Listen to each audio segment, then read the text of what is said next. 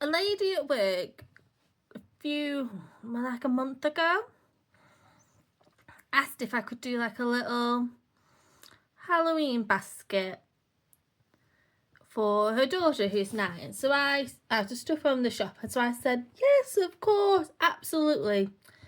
I sell candles, not really 9-year-old appropriate stuff, but I was like, well, it's for her house as well, so I think it will be nice. So I said yes. She gave me a budget, and that's, as I said, it's fine, lovely, wonderful, of course I can do it. Yes. So I've done it, and I am so proud of, what do they call it, a boo basket? I'm so proud of it. I've done so much work into it because she's just such a lovely lady. She's such a lovely woman. She's mad as a box of frogs, but she's so positive, and I think she's great. I know it's not everyone's cup of tea, but I can't fault her. I think she's great. So I've done this for her daughter, and I'm so proud of it. I've done a blanket with like nice autumnal colours. Got some wax melts in there because it's a home as well. And we've got some ornaments so she can put them in her room. And I've done some kiddie stuff. So we've done some bookmarks, some bags of chocolate, just some little pens and teeny tiny notepads, which I think are a bit too kiddie, but they're kiddie. And I've loved it. I've absolutely loved doing it. And I've got a cauldron, so it's a huge cauldron. I've stickered it all, put loads of decals on it, made it lovely. I mean, if anyone ever wanted one in the future, you'd be paying more than double. Sorry. Well, not sorry, it's worth it. But and I said to her today, because I'm just using you and your daughter as guinea pigs. I've tried loads of stuff. And even like the chocolate bags we've done Halloween cutouts on. And the bookmarks are so good. So I've just done them for like loads of the kids in my office. And I'm just really worried. And I don't know why. I'm worried about what people will say.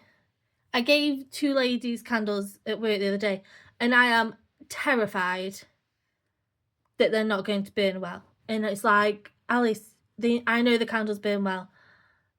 It's fine. You know, it's not going to... No one's house is going to burn down because of your candles. Or because of how you made them. It's how people treat candles. It's fire. I feel like I need... But I just get so worried, and I feel like, I don't know. You just feel like everyone's going to judge you and say, oh, well, yeah, well, but are they worth that? And I underprice everything. If you ask me for a candle, I will just give it you for free. I don't know if I will ever make money. I am rubbish. I've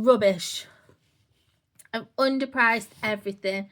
It's like, oh yeah, well it cost me, it cost me £2 to make. I'll sell it you for £1.50 because please buy it. And it's just really difficult. And I know my worth. I know how much stuff costs. I can cost it and all of that. But it's just hard. And then you have, I go around B&M. I shop at B&M. In places like that, and I just find it really difficult as somebody who sells candles and candles that can be bought in B&M. B&M can sell it for £1. I can't. And I just sometimes find walking around those sorts of shops really disheartening, because you're like, well, why bother?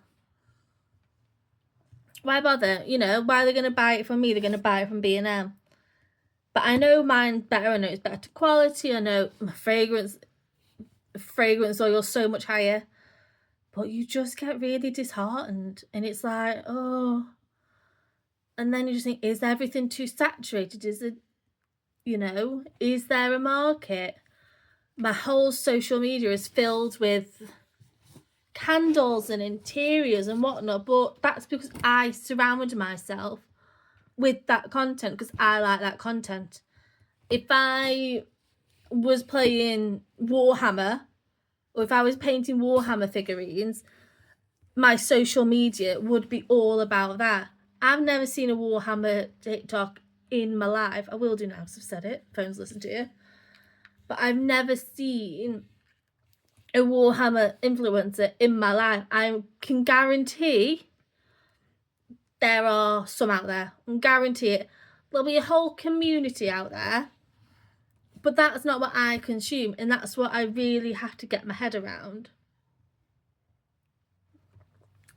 He said it's not just what's on my algorithm is what I want to see. But that's not the whole wide world. And I just need to get out of my own little bubble a bit. And then when I see like where I live on my TikTok or like I'm like, oh my god, like, oh, it's too local. Is when it gets local. But I do find it sometimes really disheartening to see all the shops just sell what I can do, but so much cheaper, but they can do. And like my dad always says, just because they can buy it from B&M doesn't mean they buy it from B&M. And also, some people don't shop in B&M. Just because you do doesn't mean others do. So, I just need to get out my head a little bit. But I pushed myself out there. I put myself out there. I put myself out there with Vic. Put myself out with Nat and Helen from work. And they seem really happy with their candles. But yeah, it's just difficult. But I'm sure other people feel like this. But that's just my little thoughts. So yeah. But I've listened to the Mel Robbins podcast with Emma Grede. Is that how you say her last name? Only just discovered her from another podcast. And she's just brilliant. She's just absolutely brilliant. It's just start. You've got to start going somewhere to find out which direction you need to go. So if you think you need to go right, but you don't know you need to go right, you just start going. Then you'll just figure it out. And that's what you just need to go. Oh, what's it? Just do it. I mean, this is the most I've ever done this year since before. I mean, I've had this dream for 4 years. Yeah, 4 years. Well, before that, I made my first logo probably 4 years ago. And I've just sat on it. I can make a logo easy, even though my mum's done my current one. But I just sit on it and you just think, oh, well, do I, don't I? What if? And I think turning 30 and going through a breakup, breaking off an engagement, moving house, moving back to my mum and her partner. It's not even a house I've never lived in this house. So moving into their house, feeling like the whole first half of this year was a blur. Oh my god, I'm gonna cry. Shit.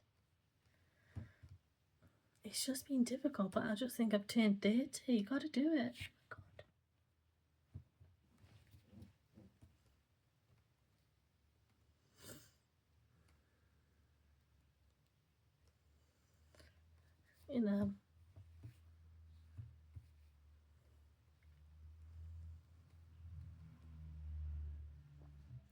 I said on my 30th, I put a post on and said, right, 2 little alleys for 30. It's time to make our dreams come true. And that's what we've got to do. God, I never cry.